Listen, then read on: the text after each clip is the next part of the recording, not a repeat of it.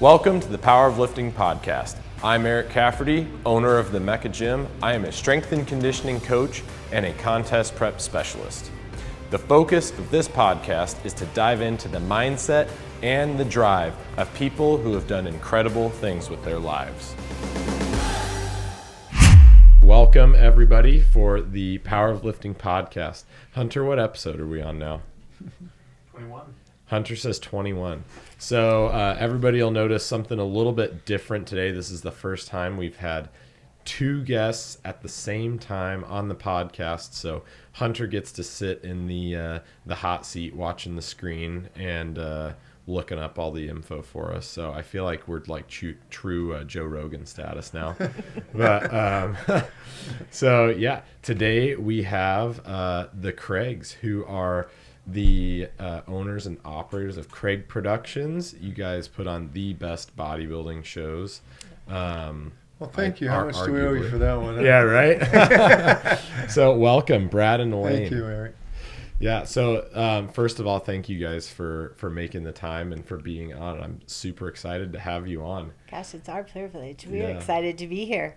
So Brad, we'll start with you. Tell us a little bit about you and your background and kind of how you got into where you are. Okay, and got into the fitness realm. Got into the fitness and promoting shows and all that. Yeah, okay. Well, in a nutshell, well, I don't know if I can tell it in a nutshell, but what happened is you got as long as you want. I got into lifting and back in the 70s, and inspirations back then were like Arnold and Frank Zane and all those guys, Dave Draper and some of the old time guys, Bill Pearl.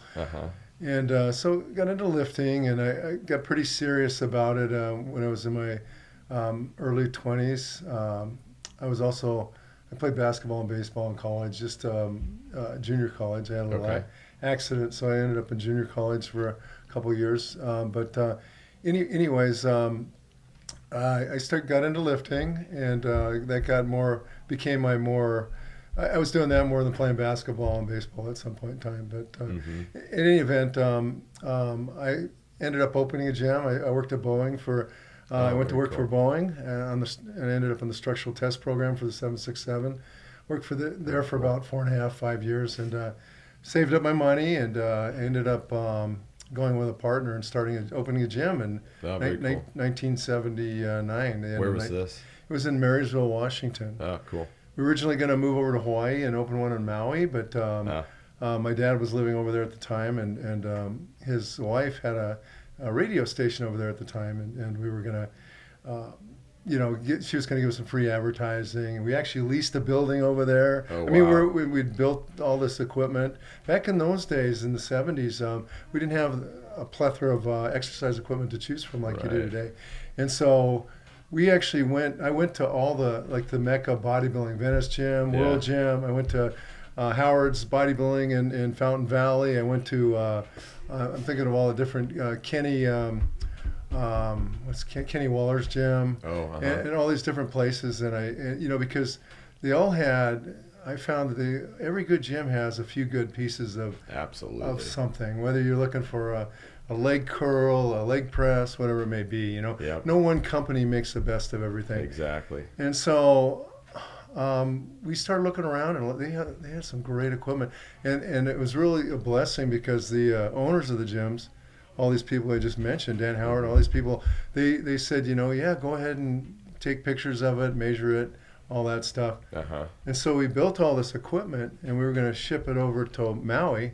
We leased a building over there, and then I found out after we signed the lease that there was another gym opening up on the other side of this complex they just built, right? Oh, no. And they had a head start on us. There's no way, and a lot more funding, too. So I thought this isn't going to work out, so we were able to get out of our lease. So then we started looking locally for places that needed a gym, and that was Marysville. So we opened a gym. I was there about 6 years. Okay. That's how I met my lovely wife, Elaine. She was in the gym business as well. She had a gym in Federal Way with some partners. Oh, okay. And there were a lot of police officers that worked out in the gym. And so that's how I ended up eventually segueing into law enforcement. But the way we got into let me digress back to Elaine. She was a part owner in a gym in Federal Way, Washington, with some partners. We ended up meeting through the gym business. She was the AFWB, which is a Women's Federation of Bodybuilding chairperson at the time, and so she was holding a seminar at her gym for women's bodybuilding, judging, and things like that. So we kind of met through that, and I was putting on my first show in 1982. You were promoting it. I was promoting it, yeah. Wow. And I had done some promotions in college. I'd done dance and concert promotions in college, so I was familiar with it. And what got us into the sport was we didn't feel that, we put a lot of athletes in the shows like you've done, and we didn't feel like they were getting a good, experience overall. Okay. We thought we could maybe do a better job, and so that's what prompted us to get into the promotions. And meaning his partner in the gym business, not we, us, because at that time we had not met each other. Right, and so, but I had her. She was one of the top female bodybuilders at the time, even in the world. She actually got invited in 1980 to the World Games. I think it was. Oh wow! Yeah, to compete. Holy cow! Yeah, I did not know that. That's phenomenal. Holy smokes! Yeah. So anyways, I asked her to be. She was the top bodybuilder in the Northwest and at the time, and so we asked her to be our head judge, and she was with the AFWB, which was an affiliate group with the NPC. Oh, okay. And so we did our first show, and that's we ended up dating after that or before that, and that's how we ended up getting married. Now, had you competed prior to this? No, actually I hadn't. What happened was, at that time, in the 70s, late 70s, early 80s, steroids were legal. So, I mean, there weren't really very many natural shows, if any, around, right? Yeah. At that time. Yeah. And so I didn't want to do that. I was also a reserve officer when I owned my gym, just as a community service. And as the last thing I wanted to do was jeopardize your job. Yeah, exactly. And so didn't feel comfortable doing that. And I didn't feel right about it at the time. It just wasn't right for me anyways. But so we ended up starting the shows, and I never competed. I was more into like strength lifting at the time, like heavy deadlifts and stuff like that, and lots of stuff like that. But I was training to build bulk, obviously. But, my advice to young people is not to go so heavy. I mean, it's there's a time and a place, but I mean, it's real hard on your joints when you get to be 65, like I am, right? Spoken from true experience, right? Yeah, that's the one thing I would do differently, and I've told my son that too. Just better form and not so heavy weights. You don't need to hurt your joints the way you do. Yeah, I mean, the fear is you end up like Coleman nowadays, Exactly. It's like crazy. I talked to Jay quite a bit when he was in town about that, and it's just, holy cow. It's on Netflix. There's I watched that documentary with Coleman, Yeah, and it's just like, man. He took a beating. You saw him doing 800 and something pound deadlifts, for reps. Yeah. I mean, that takes a toll. Yeah, absolutely. So that's awesome backstory, and it's really funny. You're going to open a gym in Maui. That was a dream. That was a dream we had, but it didn't work out, and we just adjusted, did some market surveys of areas that nearby that would be a good place to open a gym. Right. So let's segue into Elaine. So tell us a little bit about you and how you got into getting an invite to the World Games and being the great promoter that you are now. Oh, you're so sweet. So I moved up to Washington. So we're both from Washington State before we landed in Idaho. Okay. I was in Washington. I'm originally from California. Came up to Washington State when I was 20 years old, and then now over here in Idaho, in Boise. I'm thinking of all where to start my journey, exactly where I should start that would be really relevant. I came up to Washington State in 1980 and went into a gym and met a trainer who was looking for somebody to train, basically. Oh, okay. He had trained the Washington State champion at that time in bodybuilding. Okay. And she had moved on, and so he was looking for somebody else to train. So it just happened to be that I walked in at that time. And at the time, there was no bikini, there was no figure, there was no women's physique. There was no fitness. There was women's bodybuilding. There was bodybuilding or nothing for men. And that was brand new for women at that point in time, too. Oh, okay. Yeah. So 1979 was the very first women's bodybuilding show in Washington State. Oh, wow. And so she had left, and so he was looking for a trainer because he worked at the gym, and they had trained her, and she had won the very first Washington State. So they were trying to keep their gym in in the public eye up there. And so I walked in, and he said, I'm looking for someone. If you can keep up for the next week, I will go ahead and train you. And so a caveat on that is, which is kind of interesting, I'm sure you would like it, is she was a track athlete before in high school, and she trained with some of the greats like Mac Wilkins and all those guys, because they were training over in the same place she was getting her training in San Jose. My boyfriend at the time lifted. He had lifted with Mac Wilkins and John. I can't even.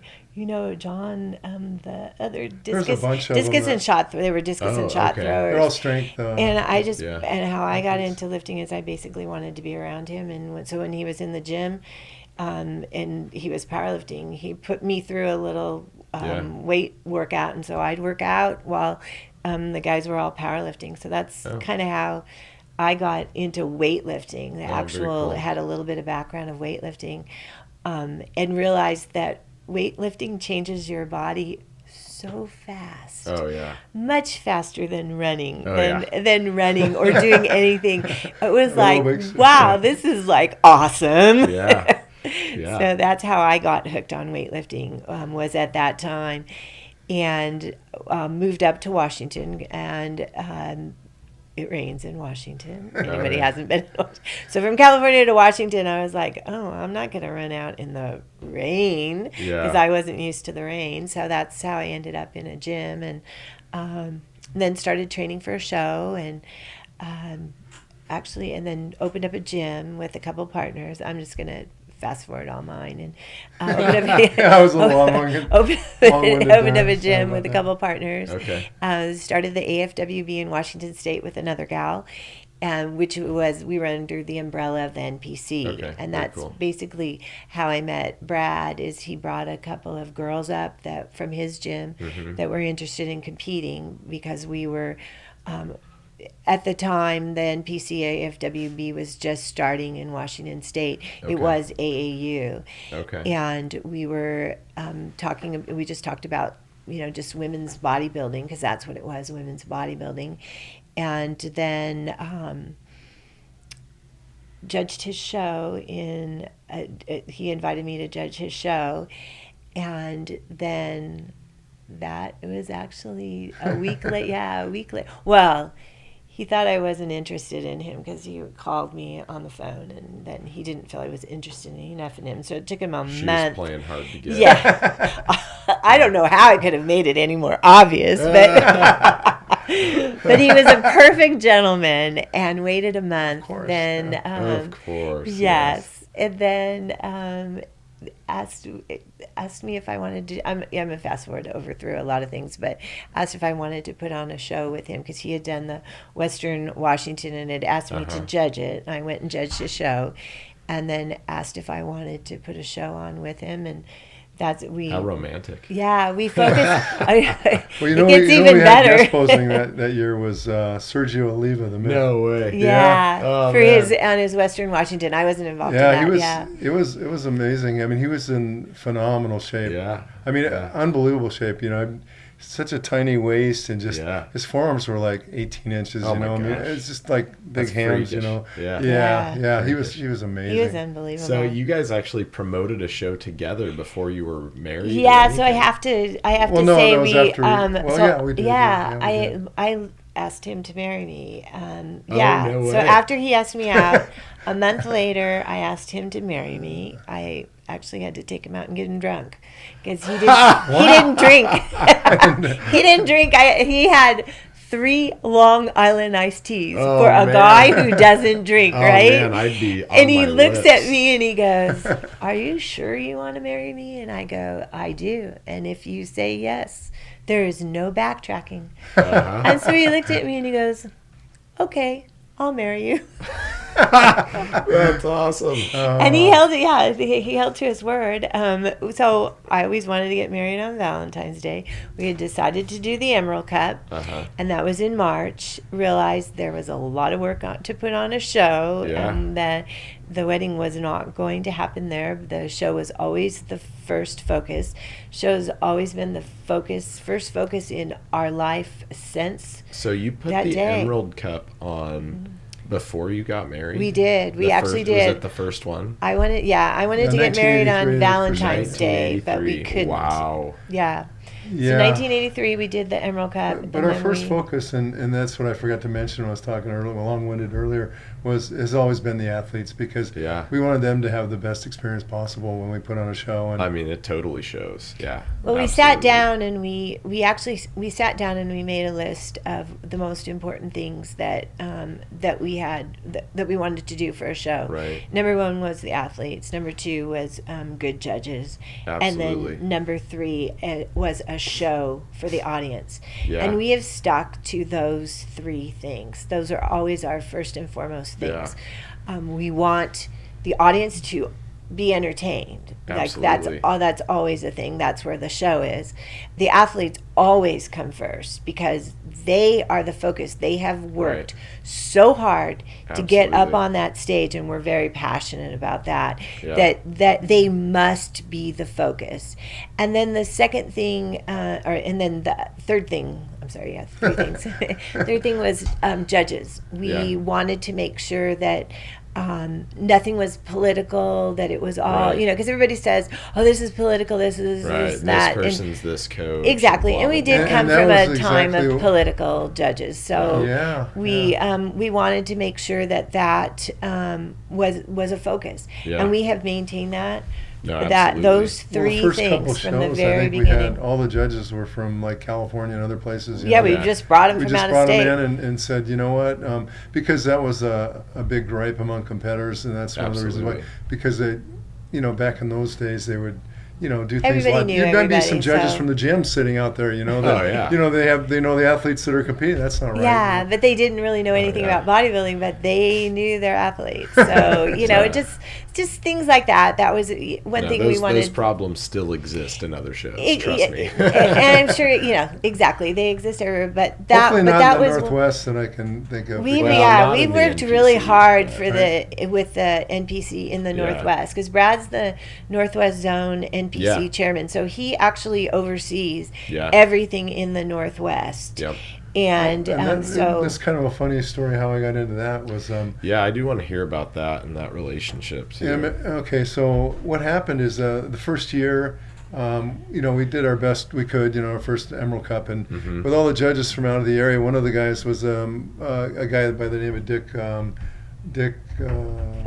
Fudge. Yeah, Georgia Fudge. No, not Dick Fudge. Okay, it was, where are you going with? It was he came up to judge the show, but anyways, he was with the MPC, and he recommended me for the job. And at that time, the chairman was this guy named Jeff Ross, who was the owner of Ironworks Gym in Bellevue. Oh, okay. He recommended me to the NPC. He said, "Why don't you do it?" Which kind of shocked me because he was the one that was putting on these shows with these other guys, and so. Anyways, I think Jeff was ready to get out. He was ready to get out. I think he was getting ready to retire.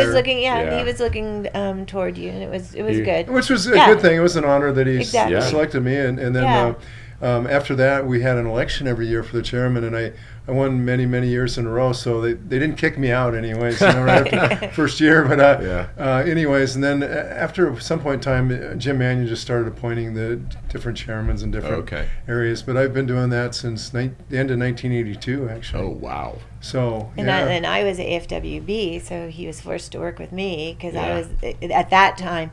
The AFWB was separate, which is the American Federation of Women Bodybuilders. Okay. So we were separate from the NPC, the National Physique Committee, but we were under this umbrella. So you them. were still sanctioned. Exactly. By them. Exactly. So cool. So all of the NPC shows in the very beginning had to work with us women, the AFWB. Yes. And that's where there were a lot of shows and men that were not happy about that. Yeah. And I've got lots of stories on that, but I won't bore you there.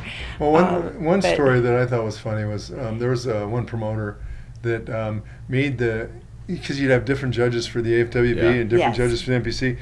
He'd make the judges for the AFWB sit way in the back and score the show. We were volunteers too. I mean, everything that we did in the very beginning was our love of the sport and our vision of women's bodybuilding, because those guys did not want us, and I think a lot of they didn't realize the value that women were bringing to the sport. Oh man, this was a guy sport. It's mostly women competing now. It's like at least 2-1, right? It's about 60, 65 to 35 or 60. Different 60, shows, different. Okay. 60. But at first they weren't happy with us, but now women are accepted into it, and not that men didn't like women, it's just that they didn't see the value that we brought to the sport. Right. So the men didn't do a very good job of managing the women's part of the sport. I have to say that. So ours was all volunteer, and but they didn't like us there, and so they would we'd have to sit in the back and we'd have to crouch down, and then we'd wait. And I'm sorry, we did not crouch down there. I was just when we went up to judge, we'd have to go in front and we'd crouch down in front of the judges, and then do our judge our thing. Holy cow. And then then we'd have to go back to the back of the auditorium. Exactly. You're banished. But when you have a vision and you love something so much, it doesn't matter. You just you know that this is what needs to be done, and I look back on all that, and I love it. Just even any of that. It's you just guys awesome. Definitely, pioneered the sport in the Pacific Northwest for sure. You know what I mean? Mm-hmm. They're kind of, from the get-go giving athletes shows to compete in, which is, incredible. So how did that relationship develop with the NPC over the years? Because, I'm sure you guys have been kind of a key part to them growing in this part of the country and things like that. So, well, we tried to get people to come on board with the NPC, and once we did, it was pretty much all NPC shows. There's been a few organizations that have come in, and because I want to back up just a little bit. Is that before the NPC was around, it was the AAU. That it was, and actually we had to change our sanction from an NPC sanction, which we originally sanctioned it from an AAU. This was before he was chairman too. So to get that on the record. To an AAU sanction, because Sergio Oliva was banned by the IFBB, which was a affiliate organization of the NPC. He was banned because he said some bad things about Joe Weider or whatever, and So anyways, he was. So they pulled my sanction from the NPC, the very first one. Oh, geez. And I had to go back to the AAU, and I remember back in those days, it was kind of funny, and you had typeset. You had to typeset all your posters, right? Oh, You didn't have computers to set anything up. There's no computers back in the early 80s. And so we actually had to get some stickers made that said AAU and stick them over the NPC stickers on top of all our posters. Yeah, it was funny. Oh, geez. So, how has it been, working with the NPC over the years and growing those shows? And, I'm definitely interested in kind of the inner workings of how things like that function. Such a robust organization now. And obviously it's been the Mannion family more recently. Were they the ones you were kind of building a relationship Jim used to come out to our shows every year, and oh, cool. He used to say, we had the biggest national qualifier, the Emerald Cup, in the nation. Still do, right? Yeah. And so he used to come out all the time for that when he was younger, but as he had more and more responsibilities and there were more and more shows around the country, then obviously he was pulling in a lot of different directions. Right. And his show was always a week or two after our show. And so sometimes it was difficult because he had the Pittsburgh Championships right after the Emerald Cup every year. Oh, okay. They're kind of piggybacked on each other for many, many years. And they still do, actually. But we did have a great relationship with him. And the NPC's changed and evolved over the years. But I'll tell you, it's promoters really that built the organization in their districts. Because obviously if you're back in a national office somewhere, it's hard to reach nationally, especially back in those days without the social media and all the other things you have available now. So it was the chairman in the different states, California, Florida, wherever, Washington, wherever they may be, that built their local NPC areas up. But Jim was always very good about supporting us and supporting Brad as the NPC chairman, and he loved everything Brad was doing as a chairman. So so we were able to, it was the best organization back then. We were able to build off of that and build the shows off of that organization.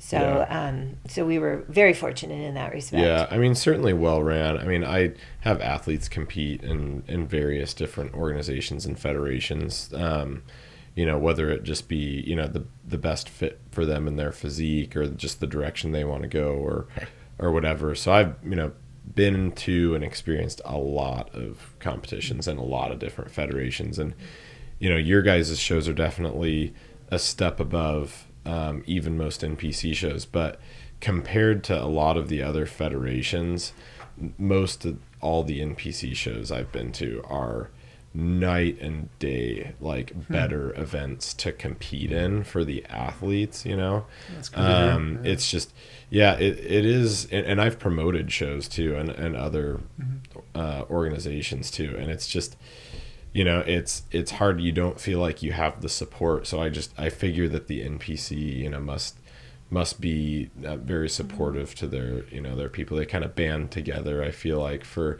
other promoters and things like that, which is great. It helps the sport grow, gives better venues. And I think the biggest thing was that you have an opportunity to turn pro and compete in the IFBB, which is where all the top athletes want to compete in. Like, you go to the Olympia, you go to the Arnold. That was always the vision for for athletes to be able to go pro, and I think that makes a difference. Yeah. So you guys are judges as well, national level NPC judges. So how many shows do you guys typically judge nowadays compared to? Well, now we're in COVID times, and we just moved to Idaho too. So, but we were trying to lessen our responsibilities and obligations with that, because we have so many shows in the Northwest, and then to add national shows on, and it's we're at a point in our life where we're kind of scaling back. Like we aren't promoting the Washington shows now. We're helping out as much as we can with them, but we've got a couple great promoters, Ivan and Aaron Ribbick, that will do a great job with those, and we're just doing the 2 Idaho shows right now. Our goal is to build those up and make those bigger and better, and as much as we can, and make those grow. That's kind of how when we started in Washington. One thing that of the praises that I want to sing for Brad is that he always had the vision of having different promoters so that they brought a different flair. So he would bring in as shows grew. You can put on a whole ton of shows, but then in my opinion, some things can get watered down. But he, as athletes grew and as shows grew and the areas in Washington grew, he would bring on different promoters and allow them to do shows too. And so they got to bring in their own personalities of their shows. And so everybody kind of has their, and this is of Washington, I would say more right now just because we are from Washington. And we're able to bring in their personalities in the show. So we had different flares in the different shows. And I really like that too. Yeah. They're still following the rules. It's still following the rules of the NPC, but but having their own personalities to their shows too. Absolutely.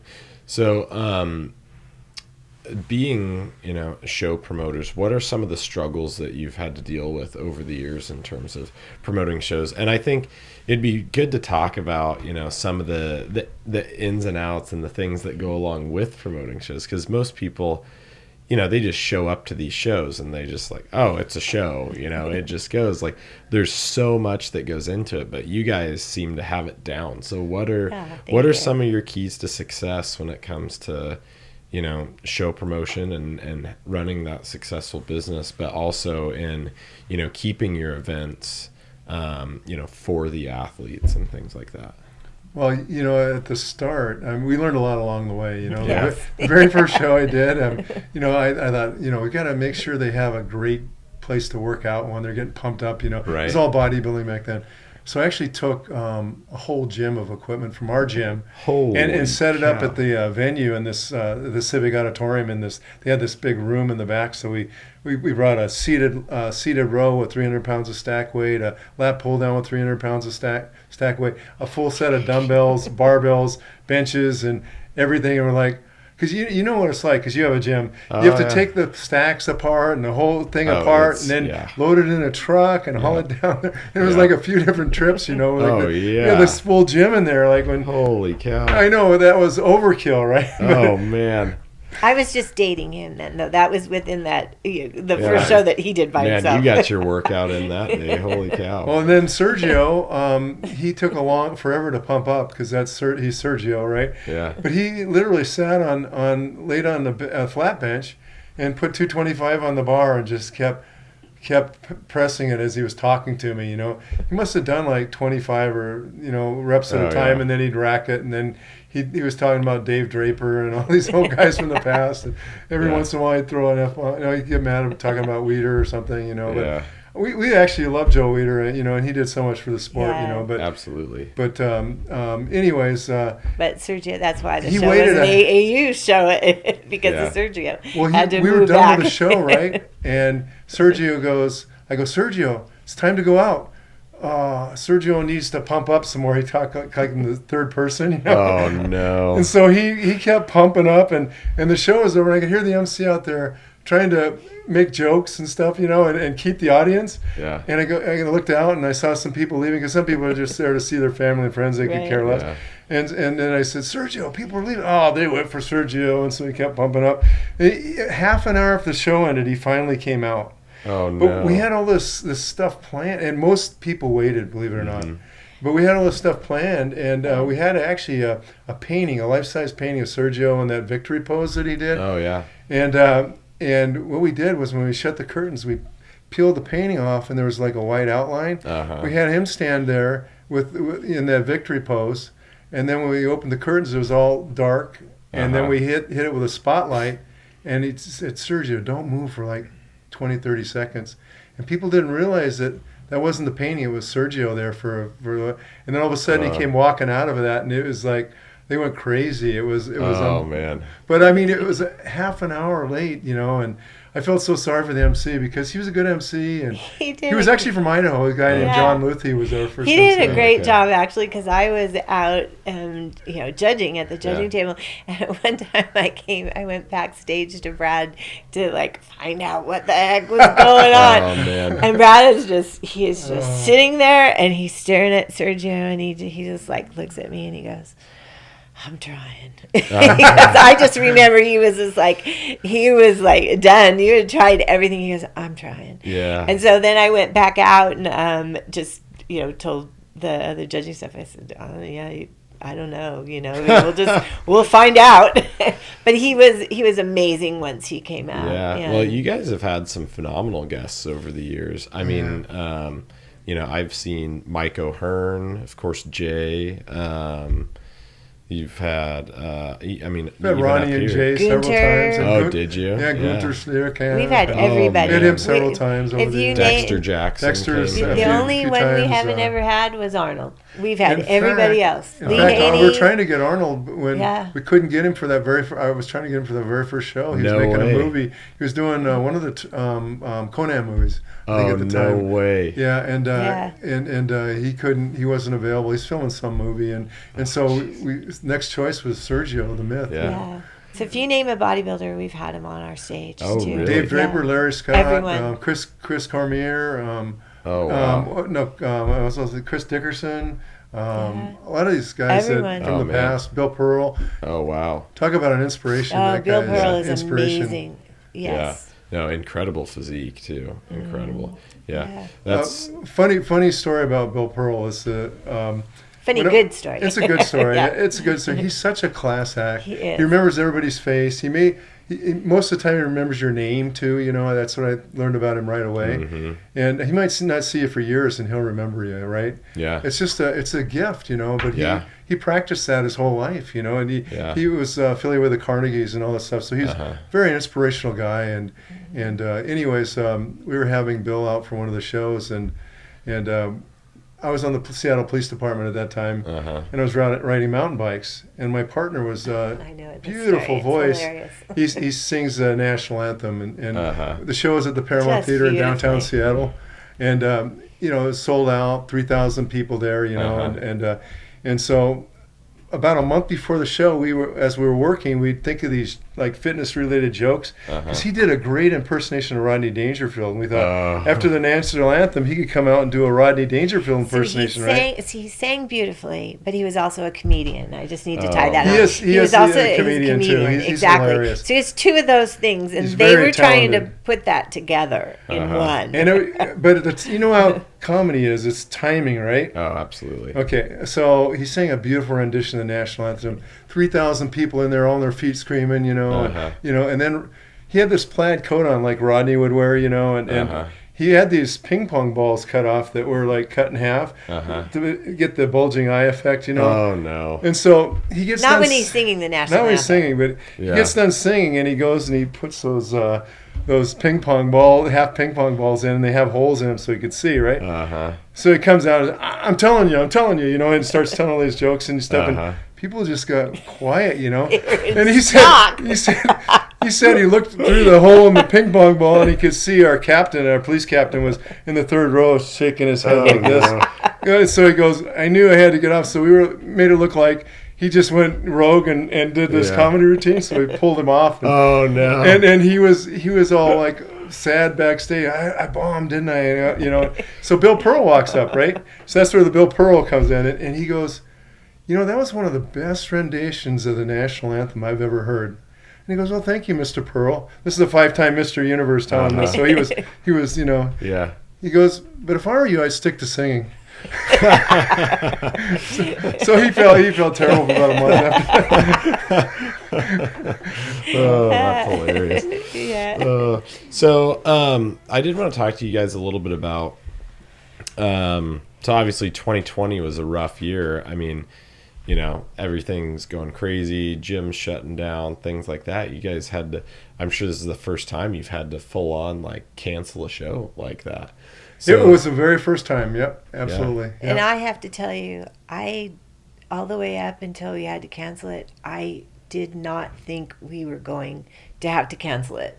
I held out to the very end. I did not. I don't know why, but I thought for sure this is going. When I we made had everything that in place, shirts, everything, Yeah, I had to make a video saying it was canceled, and I literally held back from crying because. I'm sure. My thought was, the show must go on. This is always what we say. The show must go on. Let's just go hold this out in the park. Let's go do this outside. Yeah. But they're telling us, no, you can't even go out in the park. So I mean, we're in Seattle. So you guys in Boise live in a whole different world than Seattle. So once we realized it was not going to happen. And you guys are still living up there at the time. Yes, right? We were, and we just moved here in April, so we're here. Yeah. We're here for good. You guys are stuck with us now. Yeah. We sent all the athletes, though. We sent them a nice little goodie bag because we already had like the dog tags made up Yeah. and some other things, and so we sent them a little pins. a little package for each one that entered, and then refunded them their money back because we felt terrible for them. Imagine, oh man. Yeah, some of them did that for like 4 or 5 shows and didn't get. Oh man, yeah. I think I had probably 5 or 6 people that were planning on doing Emerald Cup that year. Oh wow, the Emerald Cup. Yeah, that just. I mean, I thought for sure it was going to happen. You had a big team that was coming over that year. That's right. I remember that. Yeah, and so it was just like, I mean, huge bummer. I mean, nothing you can do, right? So what were some of the things that you had to deal with during, when you're closing out? Are you hearing from, city officials, things like that, or how did that all kind of? Yeah, like with the last one, we dealt with the one in November, the Idaho Cup last year, 2020 Idaho Cup. The show was sold out a couple weeks before the show. We had around 600 entries into the show. And then, so about half a week later, almost a little over a week, we found out that we weren't going to be able to hold the show the way we wanted to, even though the night show was sold out, and also we had to restructure the whole show. Governor Little changed the he went back to level 2, I think it was. Yeah, phase 2. Phase 2, and so we had to restructure the whole show about a week before the show, and we had to refund everybody their money back, so they paid for tickets, and then, or exchange them for sessions, Right. And we had to split it into 6 sessions, and it was because like you could only have a certain amount of audience and Per, people backstage, and there were all those requirements. So we just thought, let's just refund the whole audience. Let's go to phases. So that's kind of where phases started to come in, because that way the audience could come and watch their people too, because their people had. What it takes to get ready for a show, and to have that support. You can't have any audience out there screaming for you. Fortunately for Idaho, we were only in phase 2, so we were able to do these sessions. Whereas some of the more states, like Washington, they could not have anybody. So what I will say is, from like an athlete's perspective, or even from a coach's perspective, going to having the sessions is actually awesome. Because if you know that bikini is going to start at this time, then you can plan your nutrition, have all of your peaking, and you don't have to peak twice. You don't have to peak for morning and for night. Exactly. And then you can tell everybody, hey, this is when bikini starts. This is roughly when I'm going to be on stage. You've got like a hour-ish window, It's been, I mean, that part, I'm like, oh man, like I can get used to this. So Eric, I'm totally with you on this. Like to me, Brad and I did discuss this. We are going to stay in sessions. Are you? We are for this next we're not next going show back. Too, we don't foresee going back to regular at least format. men's and women's, So we're going to stay in men's and women's. We're going to keep our shows split up. And for a couple of reasons too. Another reason I want to add on to that is that we are in the Instagram society right now. Oh, for sure. And people are, they are used to competing and then being able to do their routine and then get their trophies and then go. I mean, this just isn't the quick turnaround. And we have to be able to adapt to that, in our opinion. We need to change with the times. I mean, we don't know. They're not talking about a Delta variant, and I think there's one more like the Lambda or something, the variant that's out now too. Jesus. So who knows? So who knows? So we might have to go. They might just be doing sessions again too. So we're kind of like might as well start off that way and make each part a show, so like we've got duo kinetics they're going to perform in the first half with the men's division, and also a guy named John Ott, who won the overall last year in bodybuilding. He's going to pose. Then we've got Miss Olympia, Missy Truscott, performing in the second session with the women. So it'll be nice having a current Miss Olympia there. We have 2 shows going. We have 2 shows on that day, and that way. So what you have is we've kind of went back onto the little bit of a history that we've had, and what you used to have was just bodybuilding. So having prejudging and then waiting till the night show, you still had 2 different shows, but you had, people would know, oh, I'm going to go to prejudging, or I'm just going to go to the night show, or I'm going to both. And with sessions now, so let's just go out to the evolution as to where we are now. with sessions, we're able, back then we just had bodybuilding. Now we have bodybuilding, we have classic physique, we have fitness, we have figure, we have bikini, we have wellness. So we have the all best beer of division. this. You could win that one, I we think. have all these divisions, and maybe some of the people that are coming for bodybuilding aren't that interested in bikini. Right. The people that are coming Absolutely, for bikini are not interested in bodybuilding. Right. So by splitting this up to having 2 sessions, we have the men's and then the women's session. People can come to what they want to come. Oh, for and sure. they're not having to say, you know what, I have to do this whole day. I have to sit through this whole show. Exactly. And I'm That's what family and friends think. Maybe they aren't into bodybuilding, Like but we think, Yeah. give us a whole day. Give us 2 days of bodybuilding. Yeah. This is awesome. We get a Yeah. whole weekend of it. But we're into bodybuilding and weightlifting. Yeah. Friends and family are coming. They're going, I really just want to see my friend or family. Exactly. So this way, they, in our opinion, they get to. We No. still keep it entertaining because that's our thing. We want an entertaining show. We want the audience who comes to also fall in love with our sport like we are too. Like they may not be as passionate where we are, but we want them to say, hey, we went to a bodybuilding show. It was awesome. I'm inspired to go to the gym, or I'm into karate, or whatever it is they're into, but I'm inspired to go do what I do. And then, I went to a bodybuilding show. It was so much fun. I'll go to the next one, so that kind of a thing. No, that's where our vision is into it. Eric, another thing you mentioned from a trainer's aspect, how the sessions work out better for you, right? But also consider like the people doing hair and makeup. They only have to do it once. That's a big challenge for the women's competitors, right? Well, they hate doing 2-day shows, man. we're going down to USA's next week, and it's like it's 2-day. Is it next week coming up? Yeah, it's okay. the 20th. Time's gone by really fast since we've moved here. 29th, 30th. It's like 30th, 31st. Anyway, down in Arizona. Yeah, in Phoenix. So they pivoted, and usually it's in Vegas. Yes. Yeah, usually we go down and judge we're down that. there judging that, Yeah. but with Since the we move moved, and everything else, we're trying to get as I don't know. It's just not going to happen. We're trying. We're too busy. And yes. they're trying to. The whole thing structure's changed in that. Oh.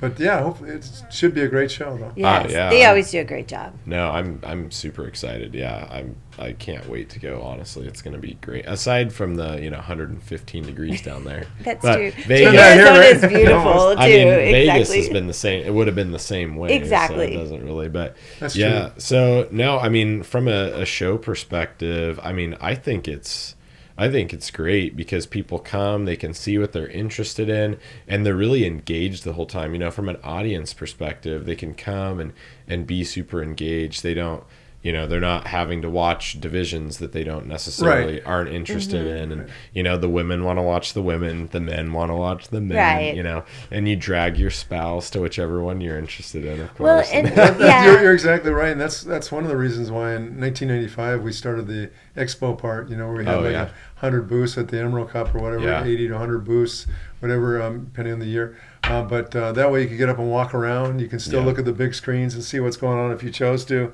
But still visit the booths if you get bored or whatever. Yeah.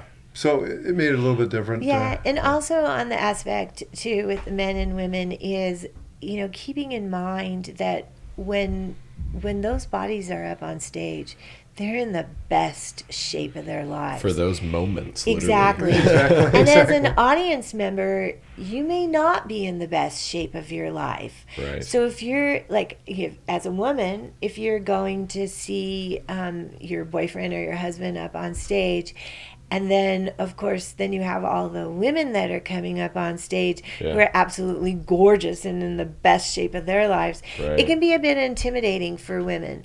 So by splitting it up into the men's and women's, it allows for that. That's true. I think that's true. I think the only potential detriment is actually the polar opposite of that, depending on the person, because a woman could come and watch their spouse or the men's divisions, and they miss out on seeing some of the women that might inspire them. Right. So, it all definitely depends on the, So the how beholder. how you alleviate that though is when you put your guest poser in there, such as we have the Missy. Missy for the women's, but you have Steve Atlas and his girlfriend, which is it Duo Kinetics. I'm sorry, Duo he's had a Kinetics. few partners so his name has changed, but his female partner that he is posing with now, they'll get to anybody who's at the men's are going to see a beautiful women's body posing too, women's physique. I hesitate to say physique because that is a category, but if we just look at it, physique in the term of physique, they're going to see this woman who has an absolutely incredible physique posing. So it keeps within that inspiration. Yeah. So we still do try to make sure on our sessions that we're still showing everything, but still keeping in mind that some people can feel a little bit intimidated when they see absolutely gorgeous women up on stage. Yeah. That guy is nuts, man. He's amazing, isn't he? It's incredible. The dude's got the most developed triceps I've ever seen. I mean, they're big, round, full triceps. Oh man, it's like the old time bodybuilders had triceps. One of the nicest guys you'll ever meet too, and who will talk to you for hours on bodybuilding if you want. He's just so happy to talk about it. Yeah. So it's just a great guy. So let's talk about another show personality here. We got to give shout out and kudos to Kim Ferrison. I mean, that guy. Absolutely. Oh my gosh. He's hilarious, isn't he? He's great, man. And he's made, these shows just absolutely incredible. He is a hoot. So tell us the backstory on that guy. You guys go back a ways, right? We do. Oh, yeah. Kim used to work out in Elaine's gym in Federal Way. Oh, okay. So before Brad and I met each other, I had partners in Federal Way, Washington with a gym, and he had a partner up in Marysville, Washington. So Kim had come into my gym, so I knew him back then. So, so just kind of as all the way back in the early 80s. Yeah, and he actually won the overall Emerald Cup in 1985. Get out of here! Yeah, I didn't know Kim, that. He was also. This is another thing you probably didn't know about Kim is he was also an All-American wrestler at the University of Wisconsin. What? Yeah, in the Big Ten, he was an All-American wrestler. Dude, that's huge. Yeah, his dad was both of them work out at the ports, like at the.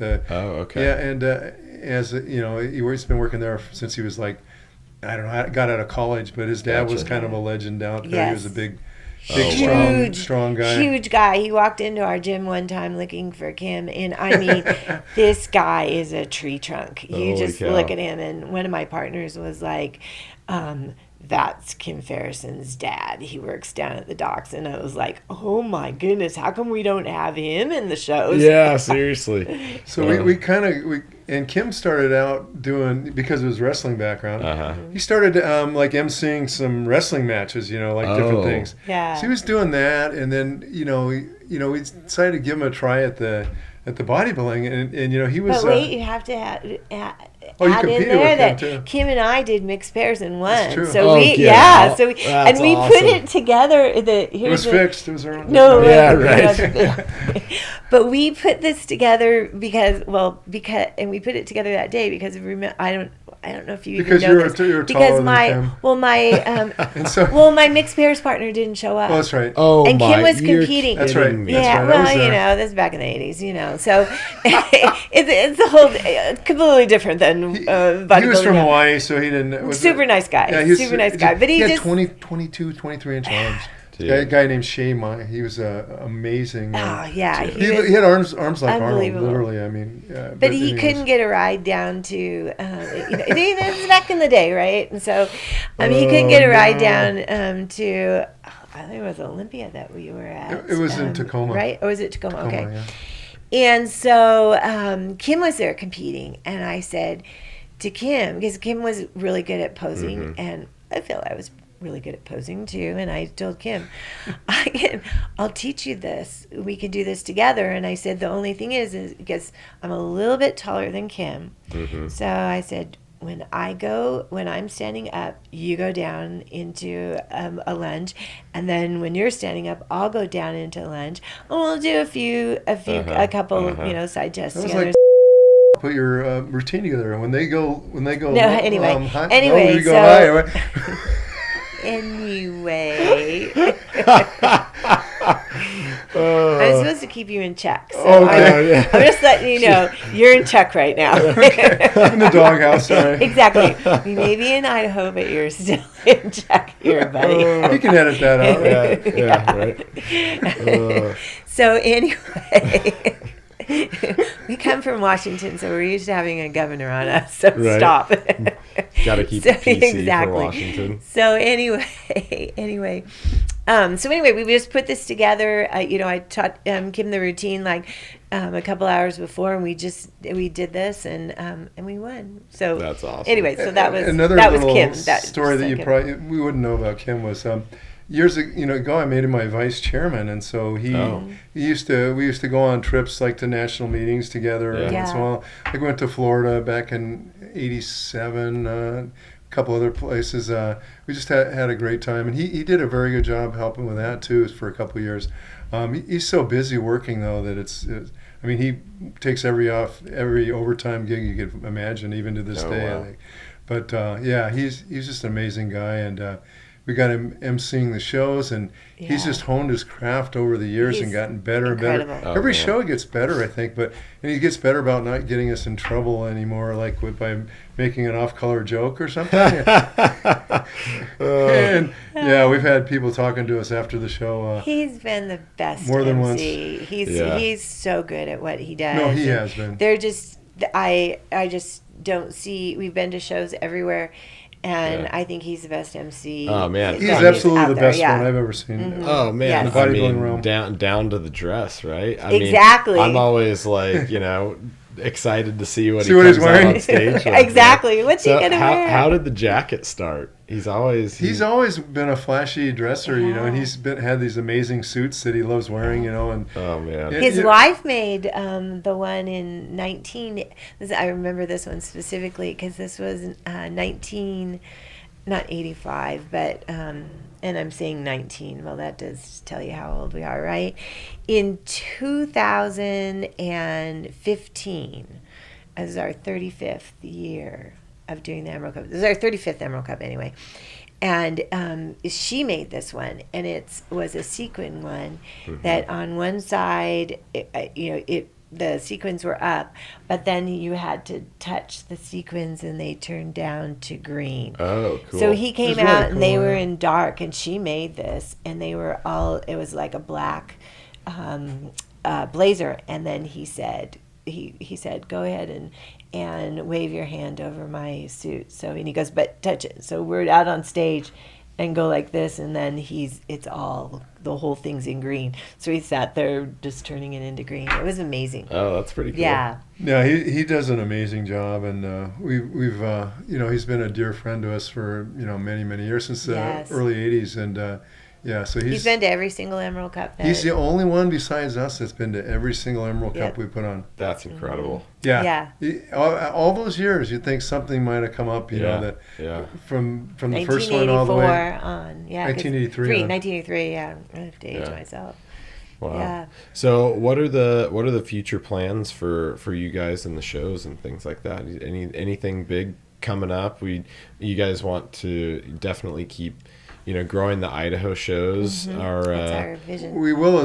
That's our vision, and we're trying to figure out. COVID just keeps getting in the way of this. Like, what the heck? The government, right? I mean, because obviously we have to have safety measures in place if we have a pandemic, but we all realize that. But they've been real restrictive in Washington. They aren't so much in Idaho, and hopefully that trend will continue, and we'll be able to expand and grow our show over the years. We love Idaho. We just have embraced living here, and absolutely. Just absolutely love it. Yes, great quality of life. We just absolutely fell in love with Idaho when we first came here. In 2013 when we started. Yes, we started in 2013. We were like, how come we've never been here before? Yeah. Well, it's just that people were so nice, and yes, and people actually, when you try to merge on the freeway, they actually slow down and let you in. Right. They don't speed up, and they driving. wave with all 5 fingers instead of 1 like they do in Seattle. Yeah. Him and his driving. Yeah. And they actually like police officers here, which is yeah, that is a plus.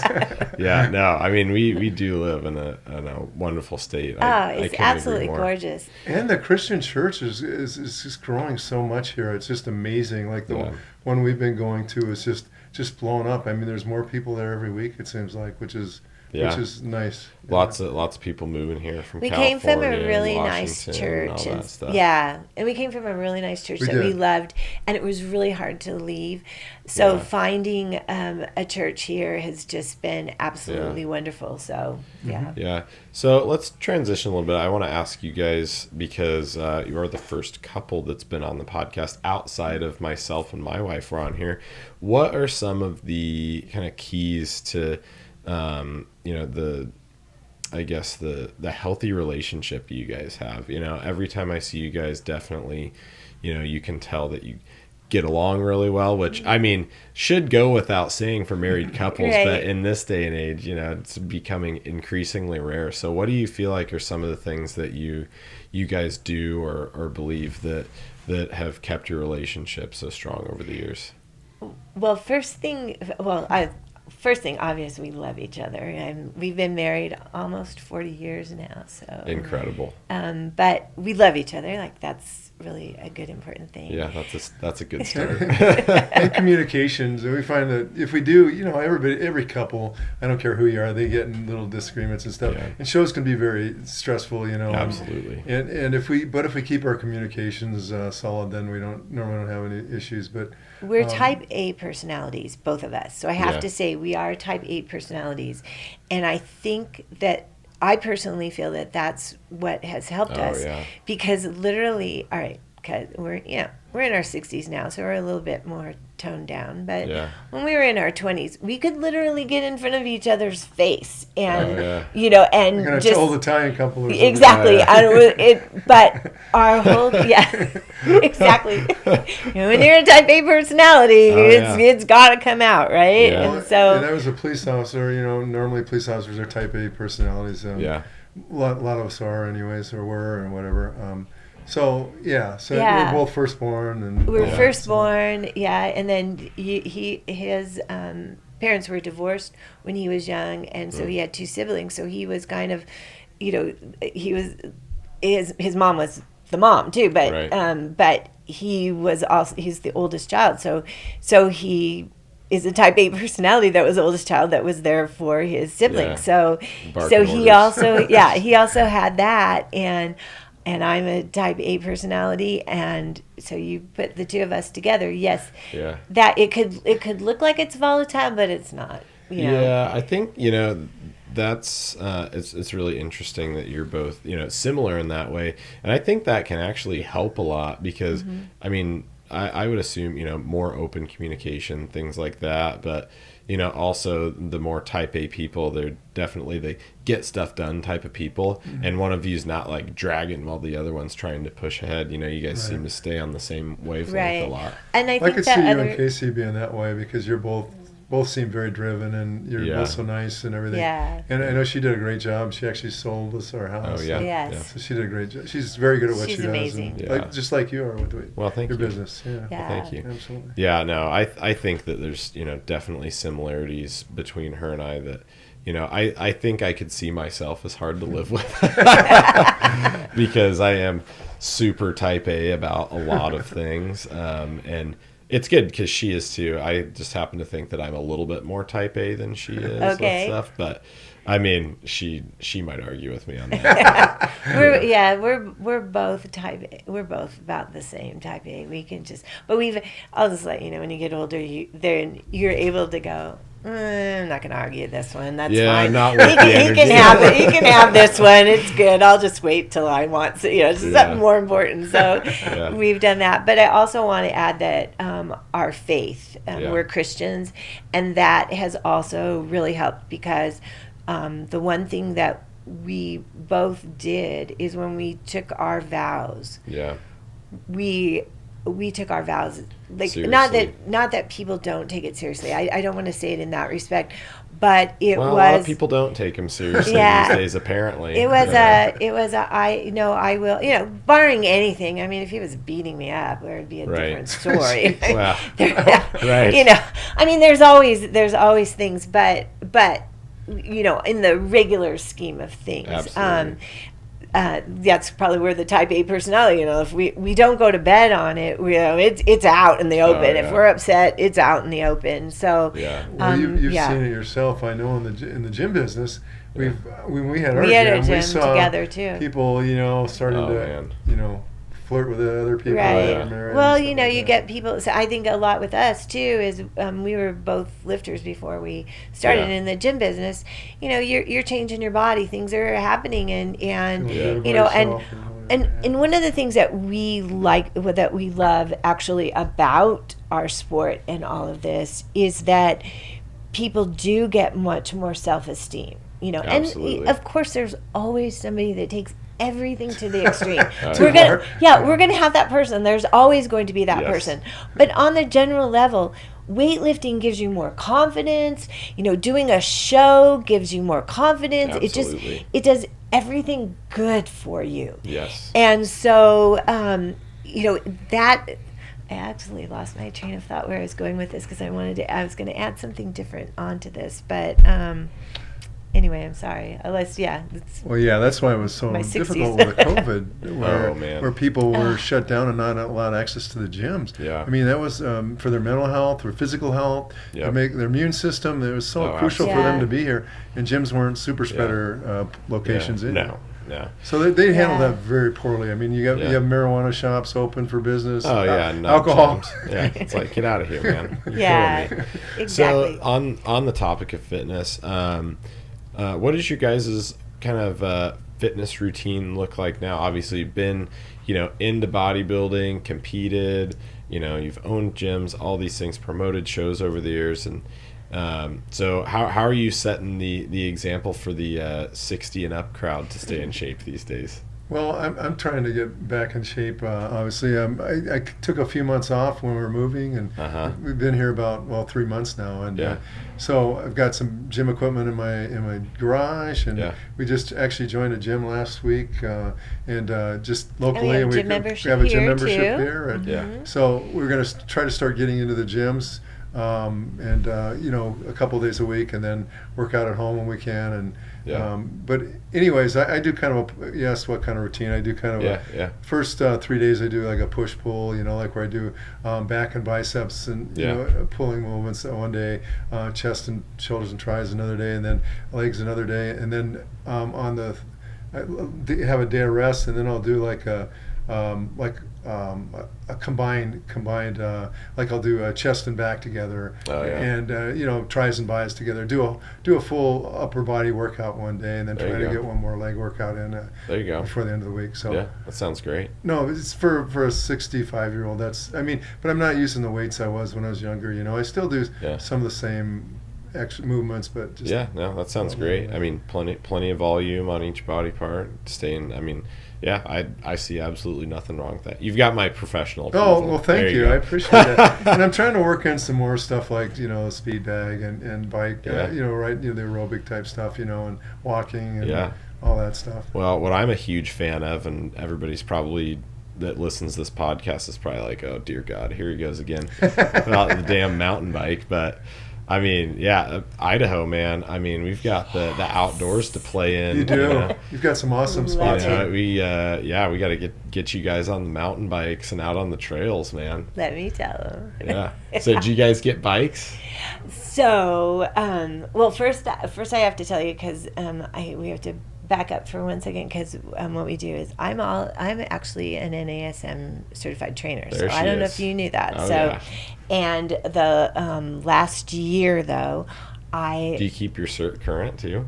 I do keep my certification current. There you go. Look and the other thing is I'm also an esthetician, which has absolutely nothing to do with that. Medical, but it has a lot to do. Medical esthetician, but here in Idaho, it's just considered an esthetician. Yeah, we're straight. But which does go hand in hand because skin Yeah, quality, all of that too. That's huge. But what I wanted to say is the last year for COVID, I actually did not do any weights. Really? I had a walking partner, and we walked 2.5 miles. And in where we lived, we had some mountain trails hills. and everything, and it was a really great break. It was just a mental break, and she and I just walked and talked, and she was a beast. She walked so fast, and she's like half the size of me, and I am keeping up with her. So it was just an awesome. It was a season, and so I'm really fortunate for that season. I'm happy for that season that I got to do. Yeah. But being here, back in the gym now, just started, and started back in the gym, but the mountain bike to that, I just got a bike. There you go. Just had one order for a while. It's so hard to get one. It's a nightmare. So we're waiting for him. So he doesn't have his mountain bike. Yeah. So he doesn't get to go. But we just picked mine up yesterday. There you go.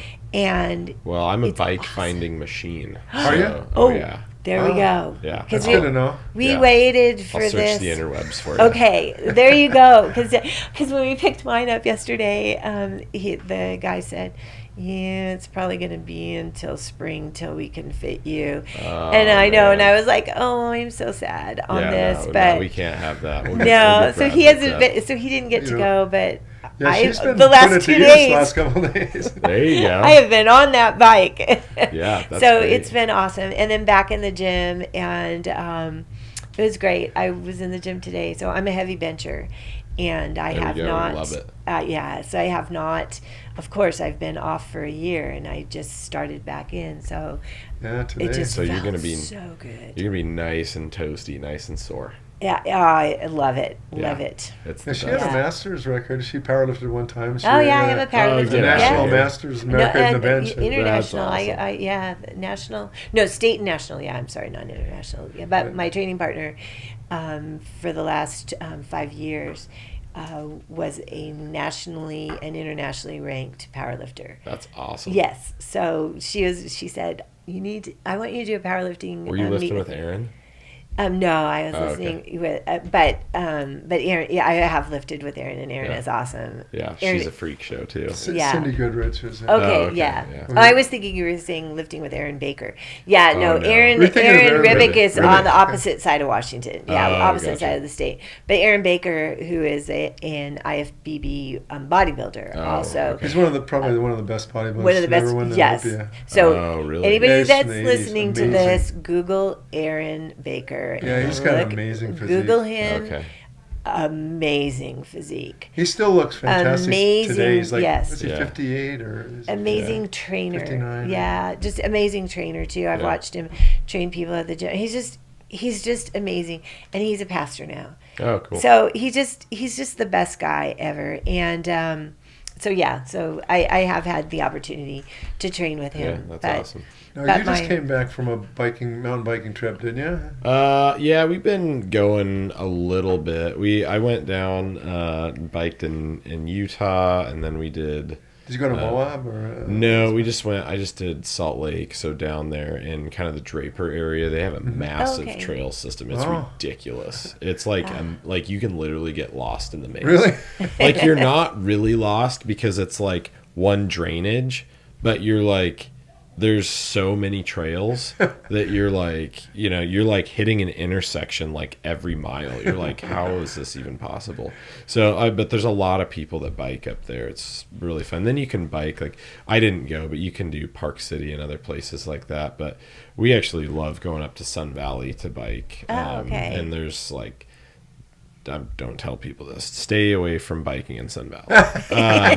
But they have like the best trail system up there. A couple of them, that I've been to. It's pretty phenomenal. And then, you can go up and explore like, Tamarack. Tamarack's more downhill, but there's like stuff in Donnelly McCall, stuff like that. Okay. I mean, really, if you go, rent a place or stay at a hotel somewhere in Idaho, you're guaranteed to be, pretty close to trails. And then of course there's, places I take the horses up and go. I actually like to go take my bike on a lot of places we take our horses because it's like insane. Where do you have your horses at your house? Or I keep trying to talk my wife into it.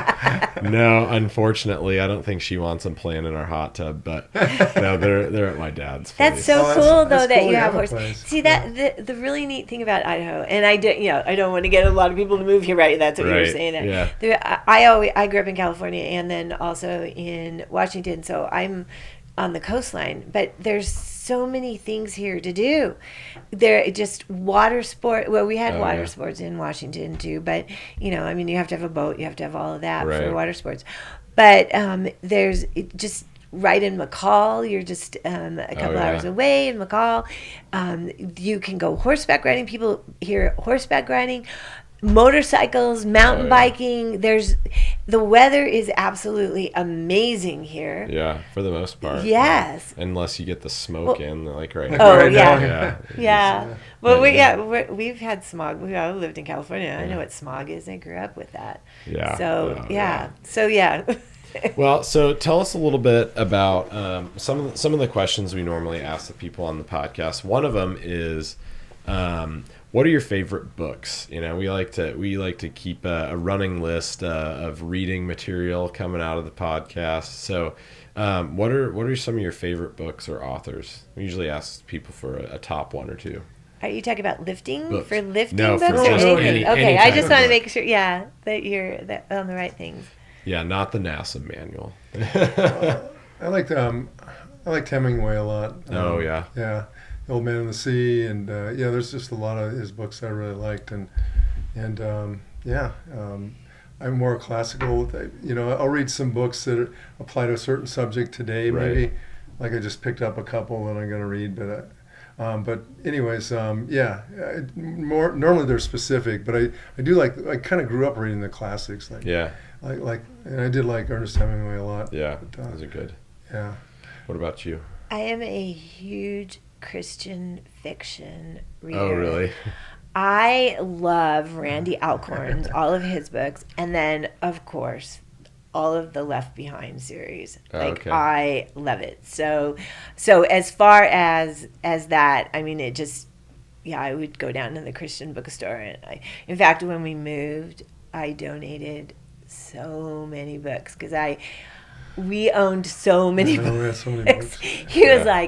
Brad was like, yeah, we really can't bring A all whole these truckload. books. I just, I had collected all my books, so I donated all my books. But I just love Christian fiction. I mean, that's just my thing. So what about movies? Are you guys movie buffs at all?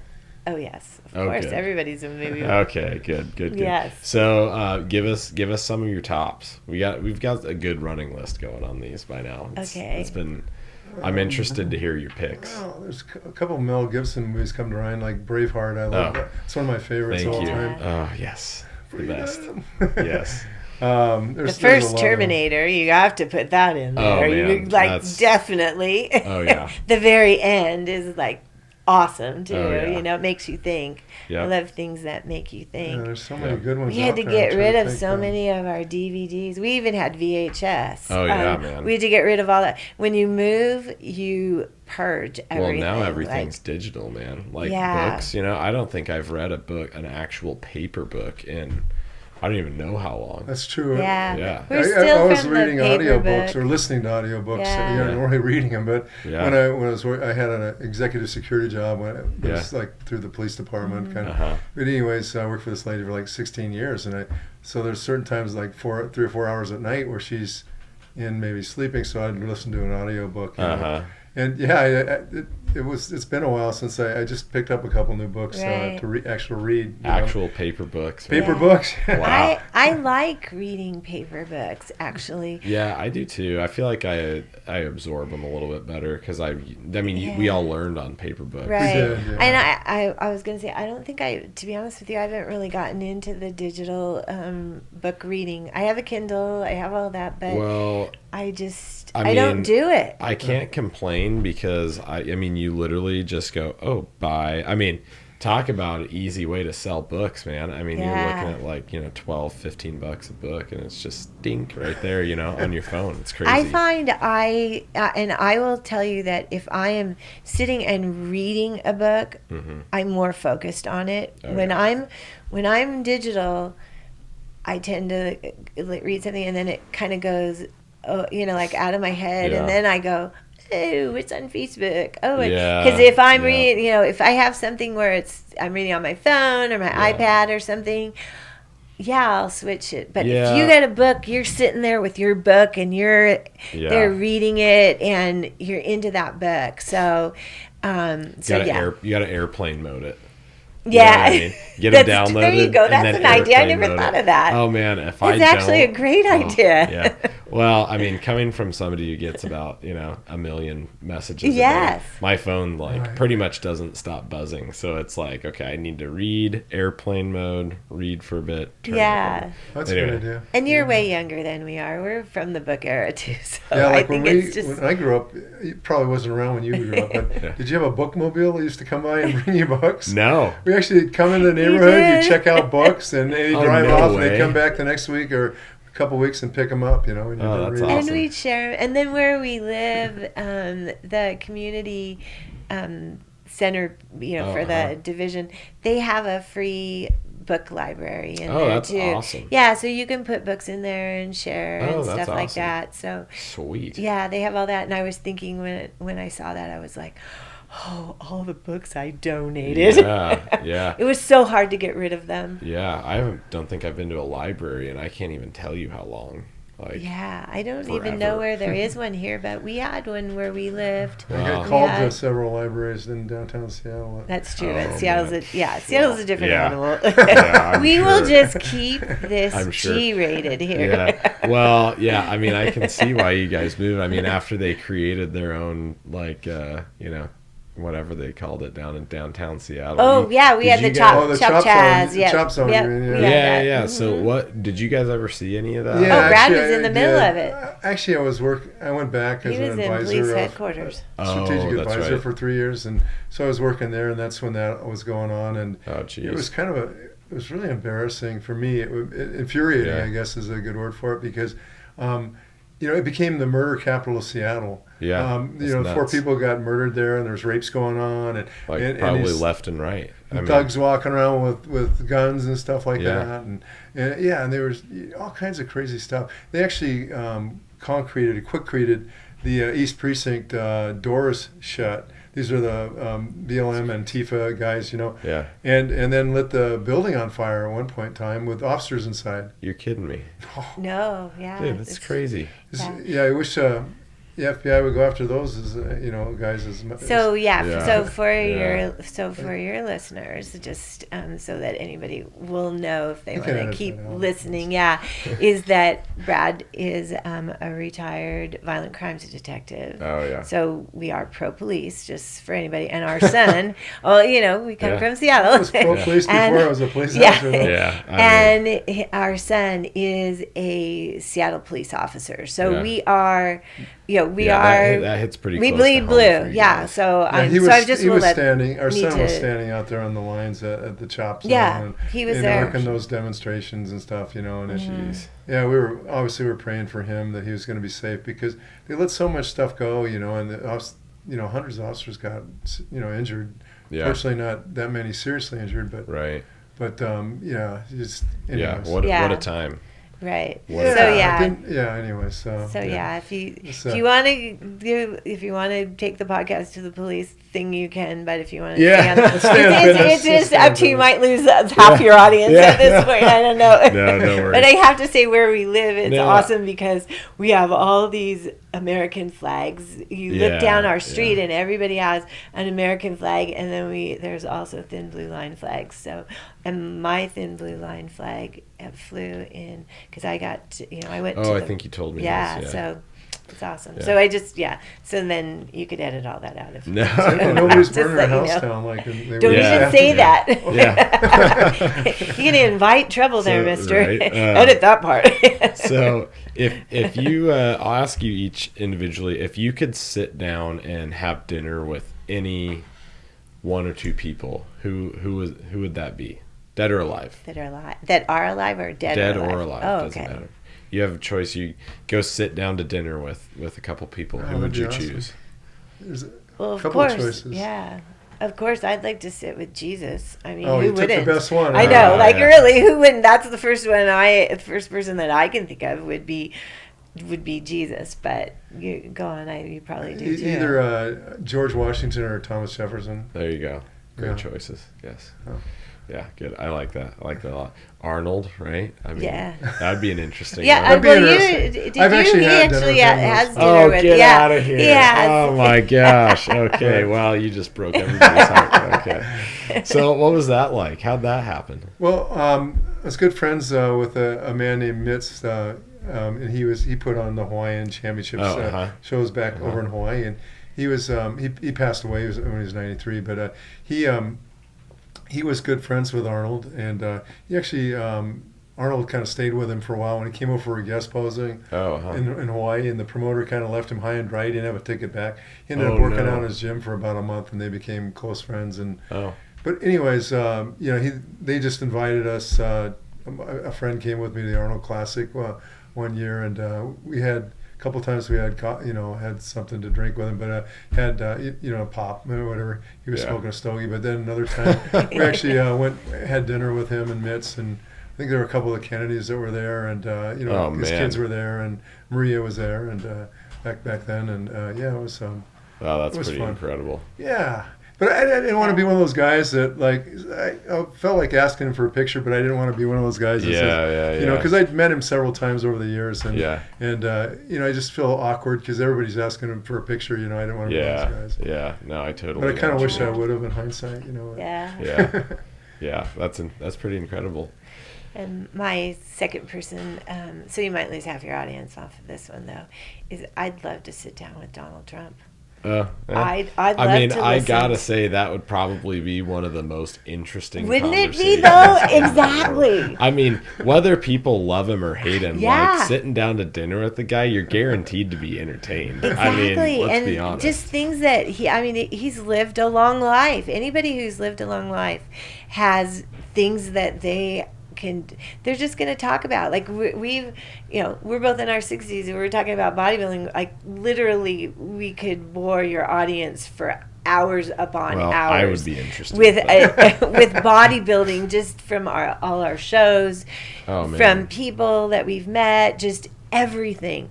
So I just figured just the things that he could tell. I mean, he's been in Hollywood. He's just all the things that he's been around and done. And he's been the president of the United States. So I'd love to hear about, tunnels in the, do you know what I mean? Just all the Secret questions. Service, all of that kind of stuff. I mean, to me, you can never not learn things, right? Yeah. Yeah, that was always interesting to me.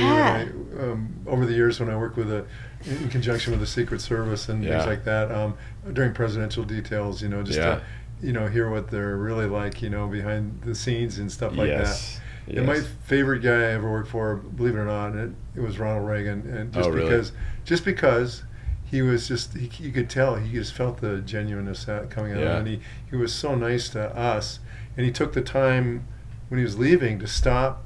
And he was in a there was all these black SUVs and limos. You didn't know which one he was in. Yeah. All these limos were pulling through, and he literally stopped, rolled down the window, and said, "Hey, I just want to thank you guys." And he had a big smile on his face, And I mean, he's the only president that's ever done that. You could tell he had a genuine, appreciation for the people that were defending his life and his security that's pretty teams. cool. Yeah, no, it was awesome, and that's the only president I've ever felt that way around, from him to Obama. Yeah. Yeah, really. Yeah, that's really cool to hear that. I mean, all those stories are super, super interesting. A lot of our, people that have been on, and they just haven't been around to experience a lot of that stuff. I mean, I haven't been alive that long to experience a lot of that stuff and see the country change. So it's always interesting and good to hear, your perspective and all the experience that you guys have had doing stuff. That's why it's so cool to talk to people that are a lot older than you, because you get that those experiences. Like my old partner, when he was a kid, he was 69 when we built the gym together. But he was horse and buggy back when he was a kid, you know. Oh, It's get Jim out of Hardy. here. He was born right around the Gym turn of the business century, you know, in the 1900s. Oh, yeah. Yeah, when we started the gym business together. Yeah. And he was 69? When we started the gym business. Yeah. Oh, wow. Yeah. That's crazy. Yeah. In fact, there's a little trivia. The over 60 contest.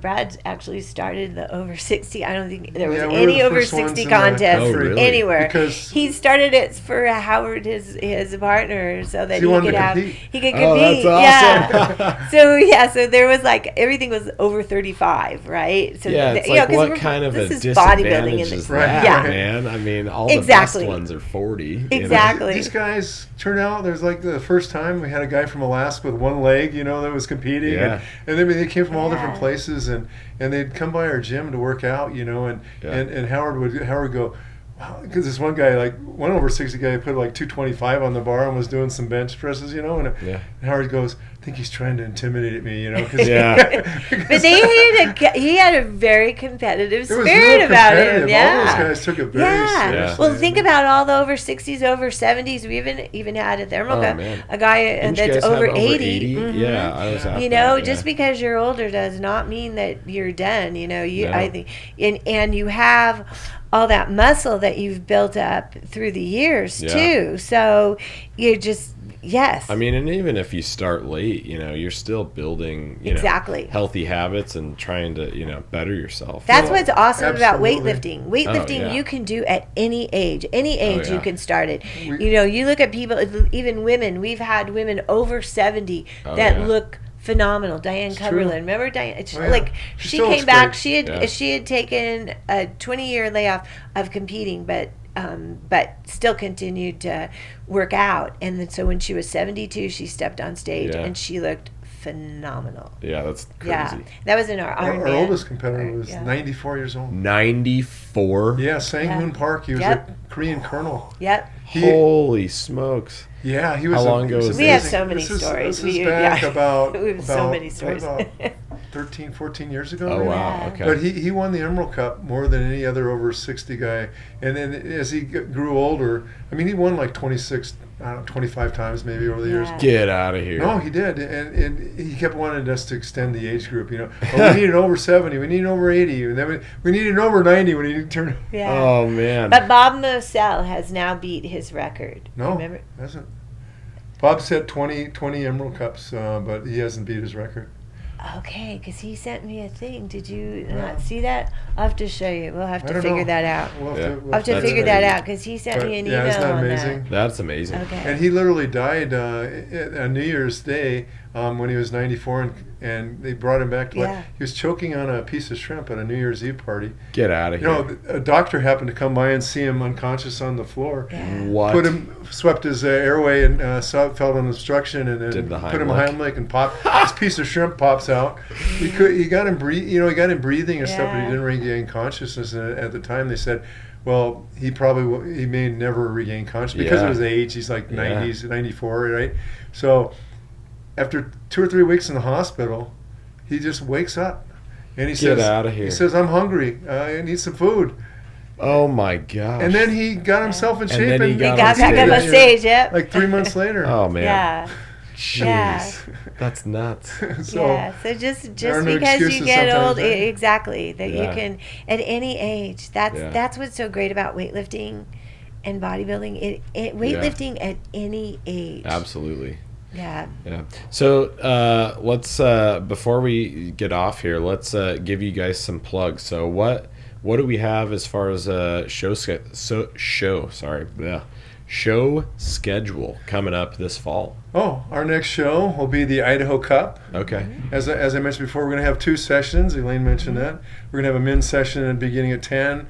Women's section beginning at 3. Okay. So the athletes should be able to get out a decent hour, go get something to eat with their families for the later athletes. Yeah. And we'll also be live streaming that at Brick's Craft House. Oh, very good. Like let's say you're in the men's division, you want to watch the women's, they'll be on several of the screens at Brick's. So it's awesome because Brick's opens up their whole restaurant. I mean, of course, you can buy food in there too, but they put the show on all their screens so you can go watch and eat if you're not not going to the show. Yeah. So the Boise State game will still be on there, but Boise State's out of town that weekend, the weekend of our show, which is nice. But I'm sure that'll be on some of the games. But they will have a few screens with the show very on. cool. Yeah, excellent. So, what about next year? We're gonna see a Muscle Classic in the first weekend of June. First weekend of June. yeah. So we're always at November. the same time. First week of June, first week of November. We're always at that. Yeah. We try to keep the continuity so athletes know when it's coming up. And And that's as far as we're at this point, just because who knows? Yeah. Who knows it? I just know the show will go on. Yeah. We have the show must go on. It will go on. I'm going to say that. Yes, I realize that we got shut down last year, and I really thought it was going to happen. I was shocked that we could not do the Emerald Cup or the Muscle Classic, but the show. So how's Emerald Cup looking for next spring? Looking pretty good with I don't even know what their restrictions are like. No, at this point in time, this year what happened is you can only have, I think it was like 200 in each session. It was divided into 5 sessions this last year. And, my gosh. Yeah, and so you can only have like 200 spectators, and then well, they had like 400 total, but you have to consider the athletes and the trainers and the judges and everybody else. But no matter what, we will, and we're consulting, and Ivan Ribic, the Ribics are doing it, Ribic's Productions. But no matter what, it will always have the quality that it has, the quality production that it has, and the Ribics are committed to just building on everything that we started, building from there, and just keeping it one of the premier shows. And as of right now, I don't want to scare anybody, but as of right now, I mean, it's going to be a full show like it normally was with the Expo and everything else. Yeah, it's planned to go on the government. Yeah, it's planned to go straight forward. Just he's all excited about building it back. He was in sessions this last year, but he's excited to go full board with it. Go full board, 2-day event. And exactly. Raleigh Winkler's coming back, I guess. Yes. Yeah, I forgot about that. So, yes. So he had already committed this year to come back next year, and he was a beast. Did you see him last year? Oh, yeah. Oh, my gosh. Yeah, he's a moose. More muscle per square inch than any other bodybuilder, I think, in history. Oh, man. For his size, his height. Yeah, he's a tank, man. It was time to pass the torch on because we were moving to Idaho, and we were getting just a little bit older, but, that's doesn't have, I mean, I didn't have to do with it, but it does. But just to give people an idea on the scale of Emerald Cup, I mean, how many athletes do you guys typically get? Well, our last show, we had around 700 in 2019. 2019. Yeah. Mm-hmm. Yeah, but with the COVID, who knows? I mean, and it's a regional event. It's not a national show. It's a national qualifier. It's a regional event. It's the largest as of 2019. I'm like adding 2020 stats into anything because COVID was kind of. But as of 2019, it was the largest regional in the country. Yeah, so the regional amateur and, show. It was another thing people didn't realize, but numbers-wise, we outdrew the nationals when it was just bodybuilding every single year. Single year when it was just bodybuilding for spectators and athletes. Oh wow!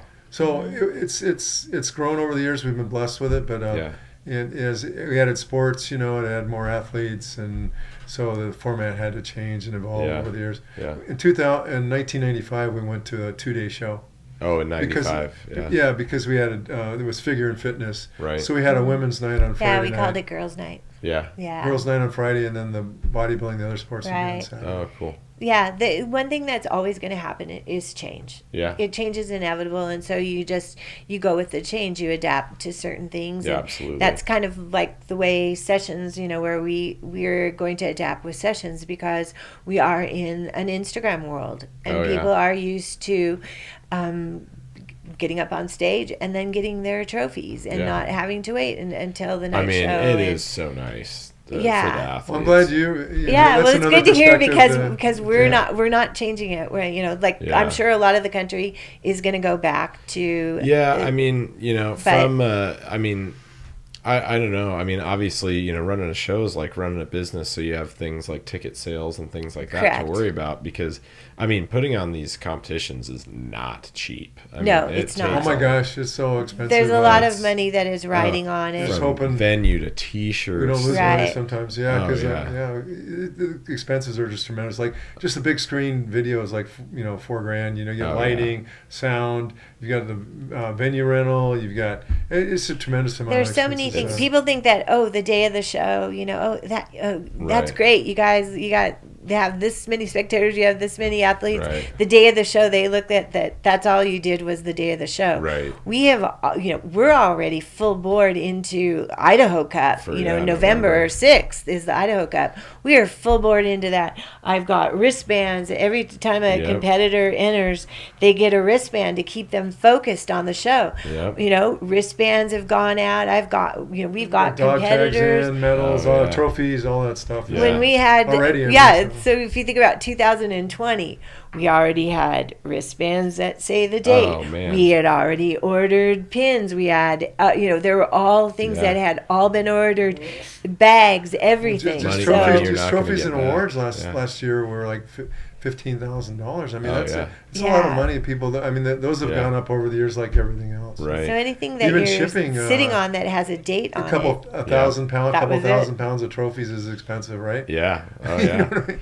Yeah. No, it's a tremendous undertaking, But so taking into account the, you've got to be able to cover your expenses and obviously, hopefully make money off of doing a show. So you've got to be conscious of, ticket sales and things like that. But, from an athlete's perspective, competing in a show like that, maybe you end up getting more athletes because they're looking for shows that are doing, that sort of show format, So from a coach's perspective, I think it's great in terms of peaking your athletes and knowing when people are going to be on stage and all that jazz. So, I'm definitely much more, I would obviously have people do your shows regardless, but I'm much, if I was looking for shows, would be much more into going for shows of that format. And I wanted to thank you too, publicly for all your support over the years. Yes, definitely. No, it's our pleasure. I love the sport of bodybuilding. I think that, whatever I can do to help, support the sport itself and, all of the great athletes that want to get into it, because I definitely see eye to eye with you guys when it comes to, I think that it's one of the best things that people can do to better themselves for sure. Oh, absolutely. And we talk a lot about that on this podcast, is things that you can do to better yourself. And right there, that's one of my number one recommendations. You learn more about yourself competing in bodybuilding or one of the other divisions than, anything else. You literally learn who you are and what you're made of. You know what I mean? Exactly. And like just even the last year of COVID, when I was saying that I was, walking with my walking partner, and because our gyms in Seattle area were completely shut down. Yeah. So we didn't open up until I think November. It didn't open up. Geez. Yeah. So they were all shut down. So I looked at that as a break of, and I got this great friend, walking partner, and I just loved her. We had a blast, and it was for a season. But I have to say that weightlifting is just absolutely the ultimate. I love weightlifting. It keeps your body in shape. We're just all proponents of weightlifting. And if you can do a bodybuilding show, like anybody that gets up on stage, I'm going to say this to everybody. If you do a bodybuilding show, if you commit to it, you can do anything you set your mind to. Because a bodybuilding show, you're dieting, you're training, you have committed to something, and everyone thinks that all the bodybuilders, that's all they do is just lift weights and it's real easy. If you put that level of dedication into other things, man, holy smokes. Put it on your resume nowadays. Back in 1980s, nobody knew a bodybuilding show. What the heck, Nowadays, you put it on your resume. I did a bodybuilding show. Anybody that's done at a bodybuilding show goes, I know that person is a stick-to-it person. Yeah. They committed, they got up on stage, they did it. The key is translating it into other avenues, right? Right, exactly. Not like, oh, he's just going to be gone to the gym constantly. Yeah. He's eating protein drinks and protein bars all day long. Exactly. This guy's out there eating. You guys are looking at it that way. I'm looking at it like, oh, this person's going to work and do their thing, and then they're heading to the gym. Yeah, they're going to be in great shape. This guy's going to be taking a lunch break every 30 minutes, you know. Well, I can't thank you guys enough for being on. Do you have any closing remarks, anything else you'd like to get out there to the people? Well, I want to thank you very much for having us. This is awesome, and you've got a great gym here too. I appreciate that. So we absolutely love being here too. My thing would be is if you have never been to a bodybuilding show, go to a bodybuilding show, because if you want to be inspired, if you're somebody who's wants to be inspired for anything that you do, go to a bodybuilding show, because these people have completed their goals. Yeah. They have made that commitment. They've completed their goals up on stage. So I would say just go to a bodybuilding show to get inspired for whatever it is you're doing yourself. Absolutely. Something that you're going to complete, because you see them complete this, whatever they're doing. And for those people who have never ever gone into a gym and are a little bit intimidated to go into a gym thinking, oh, everybody's staring at me, those bodybuilders are going to stare at me, I'm just going to let you know, those bodybuilders are not staring at you, they are staring at themselves in the mirror. I think you're not the first person to say that on this podcast. So if you're seeing somebody in the gym, and most of the time, because I'm an ex bodybuilder too, I'm a bodybuilder, and I loved having the year off that I took, but I'm back full on in the gym. Full on in the gym, because it's in my blood. But you know what? And I'm a bodybuilder, I have to tell you. Yeah. We're looking at ourselves in the mirror, right? Yeah, absolutely. When we're working out, we're even secretly flexing, because I'm over at this one gym where there's not real lifters. There are real lifters. Let me explain this. There's not a lot of bodybuilders. Bodybuilders specifically. One particular gym that I'm working out at, just because it's close by me, and they have what I need at this moment. We're just kind of, we're flexing, doing things, we know. Yeah, bodybuilders go to the gym to get stuff done. Exactly. Yeah. It is there. You're focused. You're in there. Also, done. Some of the nicest people that you'll come across, though, I gotta say. Oh my gosh, we've met some of the most wonderful people. Oh gosh, we've been blessed. We have like one of my favorites was, you probably don't even know who he is, but it was Jack LaLanne. I don't know if you Yeah, he was an amazing man. But Bill Pearl was the same way. He was just what a gentleman, and what a great spirit he has. He still gets up. He's in his late 80s. Still gets up and trains at 4 a.m. or whatever in his house. He's got a big gym there, and he has so many great people. We could go on and on. I mean, and like you you can tell, we can feel the passion you have for the sport. And and it's sometimes you're chasing your dream, of opening a gym, and you've made it a success of it, which is very tough to do, especially with all the corporate clubs. I mean, my hat's off to you. I mean, you've done a great job. You have a great gym here. And I just recommended somebody today to you, because I really feel strongly about that. And it's an awesome facility, and people should come by. What I like is you're open 24 hours a day, right? People come in the middle of the night if they work in an odd shift, like a night shift, and they get off and they can come in and train, and that's awesome. Yeah, we want to spread fitness to everybody, man. Everybody needs to, experience, good fitness, know, and that's the thing about, bodybuilding and, the competitions and things like that. Like that's real fitness. These people they work out, you know. They're not just going through the motions, and I think more and more people need to be exposed to that, for their health. Right. And the discipline it teaches you. Oh my gosh. You can do anything that you want to do for your body with weights. Oh, for sure. Weightlifting is the ultimate. It is the be all end all. You can, if you're in any sport, if you add weights to it, it's just going to enhance it. Yep. If you are if you just want to look hot. You just want a rockin' body. Weights are it. So I love weightlifting. What can I say? Yeah. Weightlifting is the be all end all. It really is. Yeah, no, I 100% agree.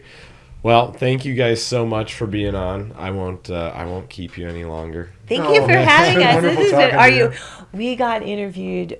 Remember, we interviewed one time, and it was a 5-hour interview. And there's like, we just have the guy that our friend was actually filming this, Mark Mason. He's like this for the three of us, and because he's like, I'm running at I got to change batteries. Out of the memory card, exactly. Yeah.